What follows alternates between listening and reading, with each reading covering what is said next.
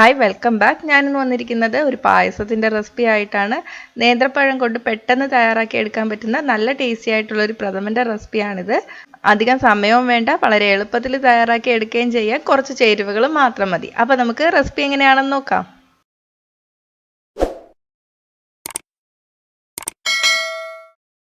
അപ്പോൾ ഇത് തയ്യാറാക്കാൻ വേണ്ടിയിട്ട് ഞാനിവിടെ 2 വലിയ പഴുത്ത നേന്ത്രപ്പഴമാണ് എടുത്തിരിക്കുന്നത്. ചെറുതാണെങ്കിൽ 3 വരെ എടുക്കാം കേട്ടോ. ഇനി നമുക്കിതിൻ്റെ തൊലിയൊക്കെ കളഞ്ഞെടുക്കാം. എന്നിട്ട് നന്നായിട്ട് വേവിച്ചെടുക്കണം. ഞാനിപ്പോൾ കുക്കറിലൊന്നും അല്ല വേവിക്കുന്നത്. ഒരു പാത്രത്തിലോട്ട് തൊലി കളഞ്ഞതിന് ശേഷം മുറിച്ചിട്ടിട്ടുണ്ട്. ഇനി ഇതിലോട്ട് നമുക്ക് 1 കപ്പ് വെള്ളം കൂടി ചേർത്ത് കൊടുക്കാം. ഒരു 7 മിനിറ്റ് അടച്ചു വെച്ച് വേവിച്ചാൽ മതിയാവും. 7 മിനിറ്റ് കഴിഞ്ഞിട്ടുണ്ട്. പഴം നന്നായിട്ട് വെന്ത് വന്നിട്ടുണ്ട്. ഇനി നമുക്ക് തീ ഓഫ് ചെയ്തതിന് ശേഷം ഇതൊന്ന് തണുക്കാൻ വേണ്ടിയിട്ട് വയ്ക്കാം. തണുത്തതിന് ശേഷം നന്നായിട്ട് അരച്ചെടുക്കാം. ഇതിലുള്ള വെള്ളം ഒഴിച്ചിട്ട് തന്നെ അരച്ചെടുത്താൽ മതി. അരഞ്ഞു കിട്ടിയില്ലെങ്കിൽ മാത്രം കൂടുതൽ വെള്ളം ചേർത്തിട്ട് അരച്ചെടുക്കുക. വെള്ളം കൂടിപ്പോയാൽ വറ്റിച്ചെടുക്കാൻ പാടായിരിക്കും. പിന്നെ സമയവും കൂടുതൽ വേണ്ടി വരും പായസം ഉണ്ടാക്കിയെടുക്കാൻ. അപ്പോൾ അത് തണുത്ത് വരുമ്പോഴേക്കും നമുക്ക് തേങ്ങാപ്പാൽ ഉണ്ടാക്കിയെടുക്കാം. ഞാനിവിടെ 1 കപ്പ് ചിരകിയ തേങ്ങയാണ് എടുത്തിട്ടുള്ളത്. 1 കപ്പ് 240 ml നമ്മൾ സാധാരണ വെള്ളമൊക്കെ കുടിക്കില്ലേ, ഒരു മീഡിയം സൈസ് ഗ്ലാസ്, അതിൽ അളന്നെടുത്താൽ മതി. ഇല്ലെങ്കിൽ ഒരു ചെറിയ തേങ്ങയുടെ അരമുറി ഭാഗം എടുത്താലും മതി. ഇനി ഇതിലോട്ട് 1 കപ്പ് വെള്ളം ഒഴിച്ചിട്ട് 1-ാം പാൽ തയ്യാറാക്കി എടുക്കാം. എന്നിട്ട് ആ തേങ്ങാക്കൊത്തിലോട്ട് 2 കപ്പ് വെള്ളം ഒഴിച്ചിട്ട് 2-ാം പാലും തയ്യാറാക്കി എടുക്കാം. ഇളം ചൂടുള്ള വെള്ളം ഒഴിച്ചിട്ട് തേങ്ങാപ്പാൽ ഉണ്ടാക്കിയെടുത്താൽ നല്ല കട്ടിയുള്ള തേങ്ങാപ്പാൽ ഉണ്ടാക്കിയെടുക്കാൻ പറ്റും. ഇനി നമുക്ക് ശർക്കര ഉരുക്കിയെടുക്കാം. ഞാനിവിടെ 270 ഗ്രാം ശർക്കരയാണ് എടുത്തിരിക്കുന്നത്. ഇത്രയും ശർക്കര ചേർത്താൽ തന്നെ നല്ല മധുരം കാണും പ്രഥമനാകുമ്പോൾ കുറച്ച് കൂടുതൽ മധുരം വേണമല്ലോ. അപ്പം അത്രയ്ക്ക് മധുരം ഇഷ്ടമില്ലാത്തവർക്ക് ഉരുക്കിയെടുത്തതിന് ശേഷം നിങ്ങളുടെ മധുരത്തിനനുസരിച്ചിട്ട് ഈ ശർക്കര പാനി പായസത്തിലോട്ട് ചേർത്ത് കൊടുത്താൽ മതി. ഇനി ഇതിലോട്ട് 1 കപ്പ് വെള്ളം ചേർത്തിട്ട് നന്നായിട്ടൊന്ന് ഉരുക്കിയെടുക്കാം. കറുത്ത ശർക്കര ഉണ്ടെങ്കിൽ അത് തന്നെ എടുക്കാം. അപ്പോൾ പായസത്തിന് നല്ല കളറ് കിട്ടും.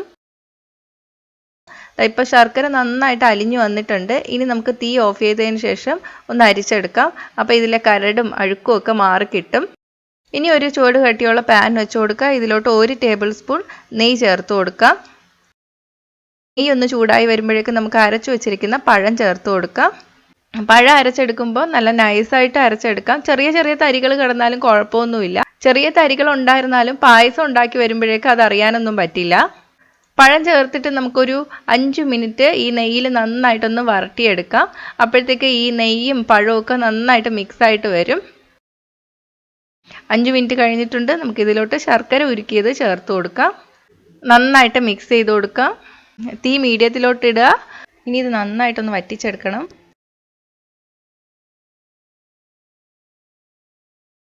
ഇപ്പോൾ വെള്ളമൊക്കെ വറ്റി വന്നിട്ടുണ്ട്. ഏകദേശം നമ്മൾ പഴം വരട്ടിയെടുക്കുന്നത് പോലെ തന്നെയാണ്. പഴുത്തുപോയ പഴം എങ്ങനെയാണ് വരട്ടിയെടുക്കുന്നതെന്ന് ഞാൻ നേരത്തെ വീഡിയോ അപ്ലോഡ് ചെയ്തിട്ടുണ്ട്. അത് നല്ല ടേസ്റ്റാണ്. അത് കണ്ടിട്ടില്ലാത്തവർക്ക് അതിൻ്റെ ലിങ്ക് താഴെ ഡിസ്ക്രിപ്ഷൻ ബോക്സിൽ കൊടുക്കാം. ഇപ്പം തന്നെ നല്ല മണം വരുന്നുണ്ട്. ഇതുപോലെ കോരി കഴിക്കാൻ തോന്നും.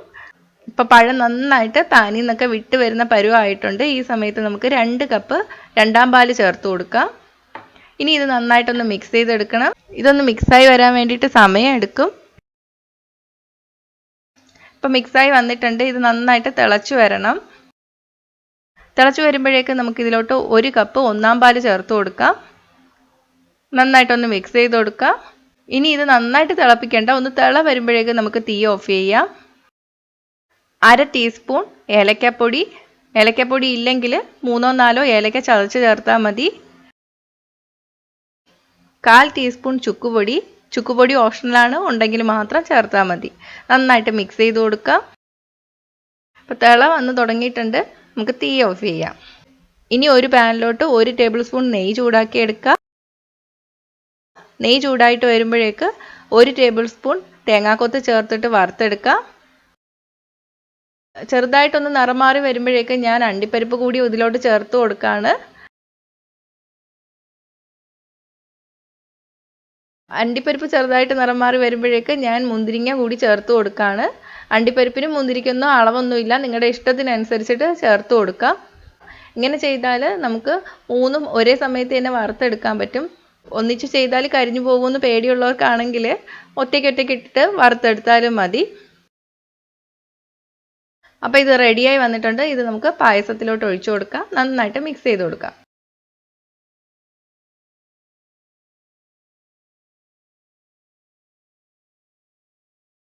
നമ്മുടെ പായസം റെഡി ആയിട്ടുണ്ട്. അപ്പോൾ ഇനി നമുക്ക് സെർവ് ചെയ്യുന്ന പാത്രത്തിലോട്ട് മാറ്റാം. ഇത് തണുത്ത് വരുമ്പോൾ കുറച്ചും കൂടെ കുറുകി വരും. ഇലയിൽ വിളമ്പാനാണെങ്കിൽ കുറച്ചൊന്ന് കുറുകി തന്നെ ഇരിക്കണം. അപ്പോൾ നമ്മുടെ നല്ല ടേസ്റ്റി ആയിട്ടുള്ള പഴപ്രഥമൻ റെഡി ആയിട്ടുണ്ട്. സദ്യക്കൊക്കെ വിളമ്പാൻ പറ്റിയ ഒരു പായസമാണ്. എളുപ്പത്തിൽ തയ്യാറാക്കി എടുക്കുകയും ചെയ്യാം. നേന്ത്രപ്പഴം നന്നായിട്ട് പഴുത്തു പോകുമ്പോഴും തയ്യാറാക്കി എടുക്കാൻ പറ്റിയ നല്ലൊരു റെസിപ്പിയാണിത്. അപ്പോൾ എന്തായാലും ഒന്ന് ട്രൈ ചെയ്ത് നോക്കുക. ട്രൈ ചെയ്ത് നോക്കിയിട്ട് നിങ്ങളുടെ അഭിപ്രായം കമൻറ്റ് ചെയ്യുക. ഇഷ്ടമായെങ്കിൽ ലൈക്കും ഷെയറും ചെയ്യുക. ഇഷ്ടപ്പെട്ടില്ലെങ്കിൽ ഡിസ്ലൈക്കും ചെയ്യുക. കൂടുതൽ റെസിപ്പികൾക്കായിട്ട് ചാനൽ ഇതുവരെ സബ്സ്ക്രൈബ് ചെയ്യാത്തവർ സബ്സ്ക്രൈബ് ചെയ്യാൻ മറക്കല്ലേ. അപ്പോൾ അടുത്ത നല്ലൊരു റെസിപ്പി ആയിട്ട് കാണാം. ബൈ.